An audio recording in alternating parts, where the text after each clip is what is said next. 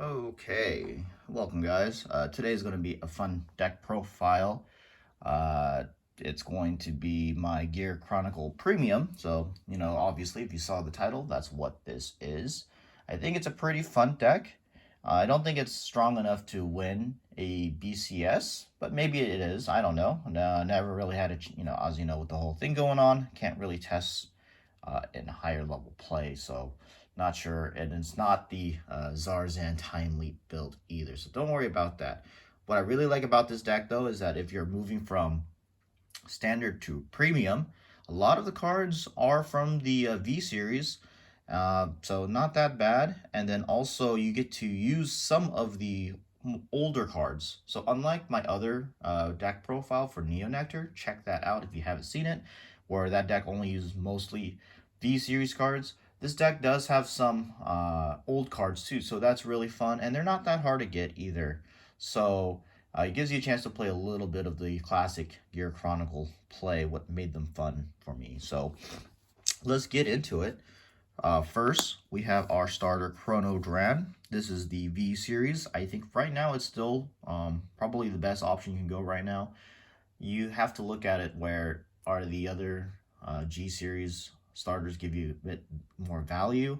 Now there are other decks that do, but this is not one of those decks. It's just a Chrono Jet deck. So it doesn't really matter. I guess you can use the other V series starter if you prefer, but I like Chrono Dran. He's pretty cute, but lets you draw a card and get a quick shield and all that good stuff. So it's very useful. Let's go into our trigger lineups really quick. We have 4 V series heals. Very self-explanatory. It's a very powerful card. 20k shield, 10k power, heal trigger. Really good. It's the other other heal triggers right now. They're just, I don't think it gives you enough value at this time. Maybe later on down the line, but for now, vanilla heal trigger is good. Next, we have 4 draw perfect guards. Very useful for your stable play. Right now with premium being a little aggressive, you want to have some stuff that's stable. You're bored. Right now a lot of people are still trying to figure out the game because people are building like the hyper aggressive rush decks, or they're trying to be controlling and not give you any damage, but that's starting to become far few between.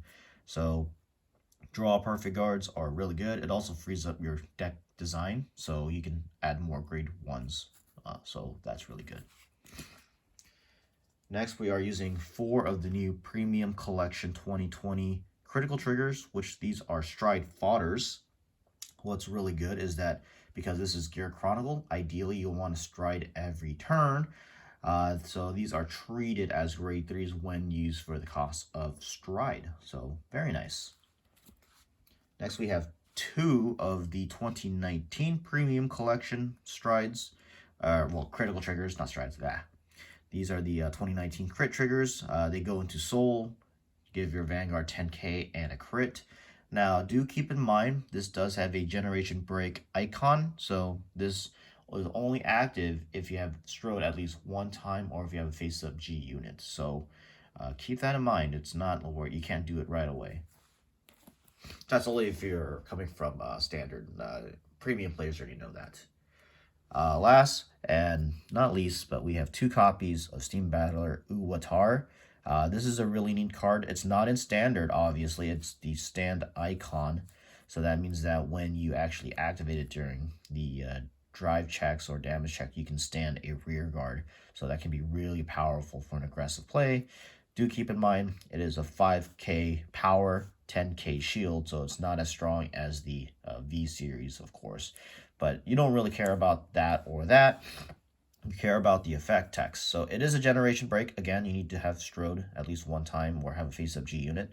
But pretty much this card, it lets you draw 2 cards, put a card from your hand back into your deck, and shuffle.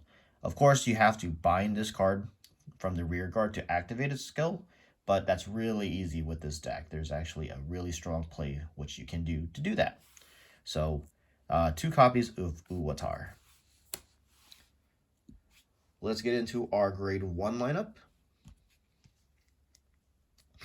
So we have 4 copies of Steam Breath Dragon. This is the new version. I'm not using the old one. So it's really important because your grade 3 lineup, which we'll get into in a moment, there's not that many. It's just like in standard Gear Chronicle. You don't play like 8 grade 3s.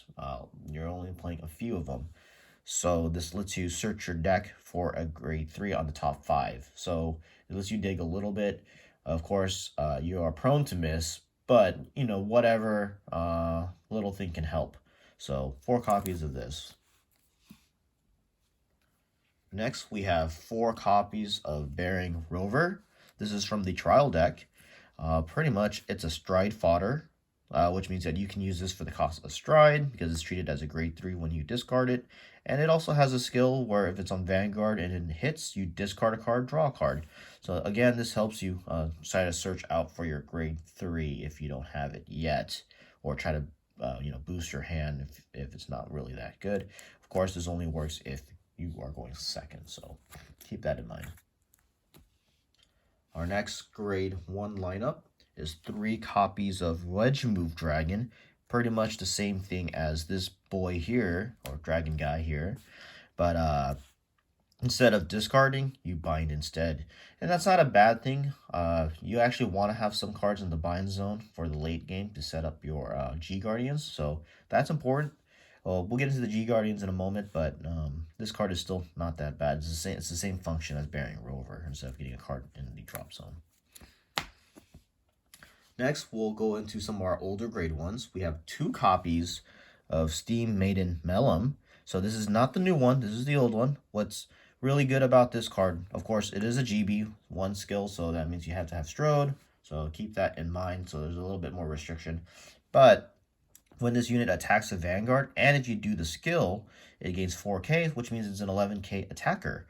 And then after that, it goes back into your deck, search for a grade 0, call it rest. So what you do is, ideally, you have a Force 1 marker here. You can call Mellum here, and then she can actually get in and do some damage. Now, if you're lucky and your opponent rides like the original Luard or something, or any of the older grade 3s, then it doesn't really matter because she can attack them anyway because she originally had the good number of 11k. But anyway, the idea is this attacks, search your deck for our good friend Uwatar, which is this unit if you need a reminder. So search for him. So really good card. Next, we have 1 copy of Steam Maiden Mesh Kia. This is also a Generation Break 1 skill. The effect is when this unit is placed on R from your deck due to Time Leap, you may pay the cost if you do draw a card and one of your units gain 4k. So really useful. Only 1 copy because, as you saw here, it is due to a Time Leap effect. So there is a little bit of Time Leaping in this deck. It's not like full hardcore Time Leap like some other builds that people are playing. But it is an added tool to use. But pretty much just lets you draw a card and give you another 4k. Can be very useful, and then there's some gimmicks that you can do. But if this card is in your hand, this is not ideal. You don't want this in your hand. We have Uwatar, our Stancher. He also functions in fixing that too, so you can put this card right back into your deck. Next, our grade 2 lineup. We have 4 copies of Smoke Gear Dragon. This is not the original because the original is vanilla. So this has an effect where it says that when it attacks, it gets 5k. If you're at a grade 4, Soul Blast, draw a card. So, hey man, you're striding almost every turn, so you're going to ride a grade 4. And then also, if your Vanguard is Chrono Jet while he's on the board, all your cards are grade 3s. So everything becomes a stride fodder at that point. So very good. Next is 3 copies of Steam Mechanic Naboo. Now I found a little bit more value using this card just for the costs. So when it attacks, bind a card from your drop zone. Opponent can't go grade 1s or greater, and then this goes into the soul and draw a card. What's really cool is that it's not a Generation Break skill, so obviously you can do it right away. It's from the new V-Series standard. And then also you can do it right on turn 2. You ride your grade 2, make sure you have something in the drop zone, of course, and then you can start using the effect. Also, it restricts grade 1 cards. So there's a small chance your opponent does play the grade 1 perfect guards. So this can cheese out a win if your opponent has that in their hand. They can't guard this. So very cool. Next is our 4 copies of History Maker Dragon. Now this card is really cool. It's a time leap keyword effect with a generation break skill, so obviously you can't do it right away. But when this unit attacks a vanguard, you may pay the cost, choose up to one of your other rear guards, and time leap it. So this is very good. You know, it gets you possible multi attacks. Like I said, it's not as hardcore time leap as the other decks, but this is very important to the deck. Even though it's 9k power, that's okay. We have cards to circumvent that. And it's also really nice that you don't really need to boost when you attack with it. So you can just do the effect when this just attacks, pay the cost. So very good. So that wraps up our grade 2. Now for our grade 3s, very simple. We are playing 4 copies of the V-Series Chronojet Dragon. Really good card. It has a Sentinel Restrict, plus 5k with a 1 counterblast, and then it also has an axe skill that you actually get to do in the premium game. So even though you're going to be striding from your G zone more, because that's way better than grade 4s in your deck. But that's okay though, because there are actually a few grade 4s in the deck that you want to use. So really good, gives you an extra force marker too when you use his effect. So obviously really good card. And then 1 copy of Chronojet Dragon G. It's just mainly for stability. Running 4 grade 3s is not that great, so I just put 1 Chronojet Dragon G. I think it's the better one. You don't use Chronojet Z because there's not, as you saw earlier, there's no Zodiac Time Beast units. So this card's really good. Plus it has the Time Leap keyword ability, so that is actually pretty important. So keep that in mind. Obviously you don't want to write it too much, but it's just there just in case. Then we have our grade 4s. We're only playing 2 copies of Next Stage. Really good. There's a G unit that utilizes Next Stage, so you can get a bunch of multi-attack Vanguard attacks on your first stride. So it's really strong. We'll get into the play later, but 2 copies. I would like to do 1, but losing them to the damage zone or you draw into them is a bad feeling. So just 2 copies, I think that's good enough. And then we have 1 copy of the Metallica Phoenix. What's really cool is that if you are going first and your opponent is playing the grade 2 game, well, it doesn't matter if you're going first or second, doesn't matter. If you're going first, you can pretty much stride into this. It's not really a stride, but it has triple drive. And your opponent's trying to prevent you from doing that, so you can do it. And then if you're going second and your opponent's playing the grade 2 game, you can still get your triple drive. Now, if they're just, in a bad spot and they're not really doing much, then, more winning, I guess. So that wraps up the main deck. Let's get into the G zone. We have 1 copy of the new premium collection card. His name is Interdimensional Dragon Grok Dragon. I think that's how you pronounce that. The gold writing is really nice, but it's kind of hard to read. But what this card does is that at the end of the battle, it attacked. You counterblast 1, bind 4 rear guards, put this back into your G zone face up, search your deck for a grade 3 or greater card, write it. It gets drive -1 and shuffle your deck. So this card is really good. So this is the card that in question can bind your Uwatars, so you can get the Uwatar skills, and you can ride into your next stage after he attacks. So that means that he attacks, then you can go into next stage attacks. After next stage attacks, you go into Chronojet Dragon, and he attacks.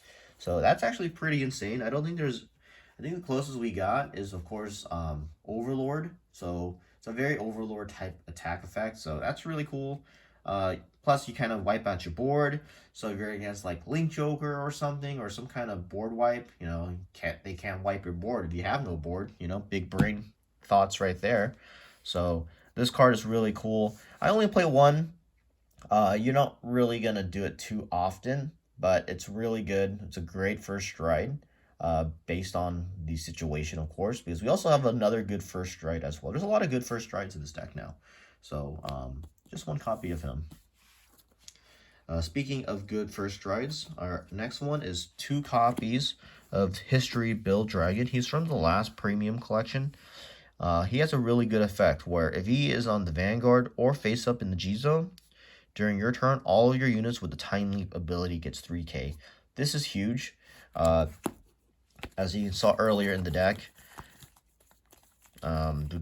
History Maker is a Time Leap unit, and the original Chrono Jet Dragon G is also a Time Leap unit. So they're going to gain power while this is face up on the field, either on the Vanguard or in the G zone. And there's 2 copies, so that's 6,000 of extra power. So when you use his effect, you flip another copy. So really good. And then, of course, he also powers up himself, too. Because, look right here, he also has the Time Leap ability. When it attacks, you Soul Blast, flip a card, Time Leap the same number of rear guards based on your G zone. So if you have 1 card in your G zone, you can Time Leap 1 unit. If you have 2, Time Leap 2, and so on and so forth. So really good first stride. Really good card. So you have really good, targets. Depending on the situation, you might want to be more aggressive. You know your opponent's hand's not that good. You can just go into this guy and try to kill him. Or if your opponent has a pretty big hand, you want to get some multi-tags, get them to use more of their cards to guard, then History Build is really good. Next, we have 4 copies of the original Next Stage. This is really good still because it lets you not re-ride, but it's you go back into your soul, or you can go back into Chrono Jet Dragon, so you get another multi-attack. He's a very good card. This is what Next Stage Grade 4 main deck was based on. So very neat card. I only got 1 copy of him. I got really lucky because people were quitting the game back in the day, and they were selling this guy for pretty cheap, so I was able to get that. Next, we have 2 copies of this guy, and he's really good, I think. Originally, he was kind of bad, but he just gets better and better. If you think Gasti is insane, check out this card. It's Chrono Dragon Gear Groovy. His effect, he has a couple of GB skills, so it's definitely not an early game card, but let's look at his bottom skill first. His GB3. You're going to Soul Blast a card, turn a card from your G zone face up, he gains 5k. It's kind of whatever, but let's get into the next skill. His GB2 skill is what makes him insane, is that as long as if you have Chrono Jet as your soul, of course, or as your heart, that's important. That's why you gotta have Chrono Jet Dragon as your Vanguard. You get to choose 2 Gear Dragons from your G zone that are face up and copy their auto skills. So really good. That's why back in the day, Bushiroad had to be very careful in designing their Gear Chronicle stride units, because Next Stage is a Gear Dragon, so Gear Groovy can copy Next Stage. If you noticed, our new History Build Dragon from the 2019 collection is also a Gear Dragon, so you can copy his skill. And you could copy this guy too, if you like as well. Probably wouldn't really copy him, but copying History Build and Next Stage is really insane. And another important thing is that he is a Zodiac Time Beast. So that's going to be important in a moment. We also have 1 copy of Sabriz, just because in case something happens, you can do it. Why not? He pretty much lets you stride while your opponent's at grade 2. So that's how that works. We have our G Guardians. We got 1 copy of Time Maiden of Eternity Uluru. Really good G Guardian. It just gets really big when you have a lot of face-up G units. It gets 5k for every face-up card. You also got to flip a G Guardian, so that's okay. And that also counts toward the pump. So way stronger than your typical G Guarding units compared to other clans. So very good card. we have 2 copies of Hetero Round Dragon. This card is crucial. It's one of those utility cards where if you're on Chronojet Dragon and you're, G-Guard, Soul Blast 1, you can hit one of your opponent's rear guards, put it back in the deck, shuffle, and they call the top card. So if your opponent stacked a bunch of crits on a rear guard, you can send that unit right back into their deck. So really good. There's a few times where this card can hurt you, but, that's very, very low chance. I wouldn't worry too much. But this card is a very good disruptor card. It's just like Denial Griffin. It screws up your opponent's whole turn play. Like, for example, let's say you're against a Wiseman deck. Well, Hetero Round can take care of that. If you're against a deck that just hit 3 crits on a rear guard, well, this can take care of that. But if you're against a deck like Dimensional Police and they use the Old Laurel, you might not have a good time. So just keep that in mind. Next, we have 2 copies of Pulsar Saver Issue. Now, this G Guardian's one of those cards where it's really good and it's also really bad. So you have to have a card in your bind zone just to make this card an even heal trigger cost. So a heal trigger right now, vanilla, 20k shield.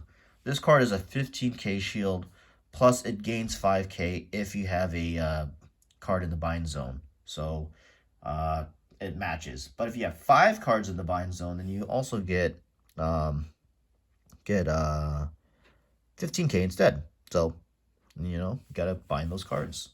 But the reason you want to use it, side note, I'm afraid I meant to mention, it's a Zodiac Time Beast. Because we are also playing, here's our last G unit, Chronovisor Heritage. So he's really good. That was probably one of the best cards for Gear Chronicle, to be honest. Now the effect is very simple. After this unit attacks, well, actually, misspoke.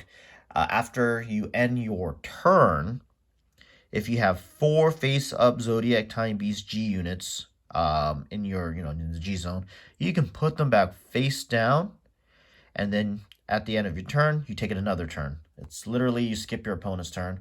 You pay the costs. So the way it works is you have these 2 and these 2 in your G zone face up.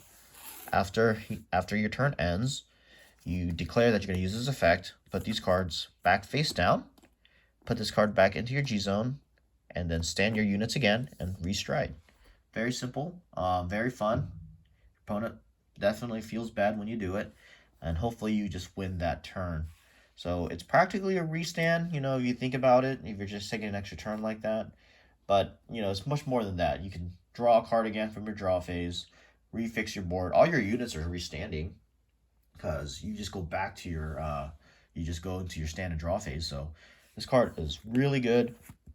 I really wish this card came as an SGR so we can get this, higher rarity, but that's okay.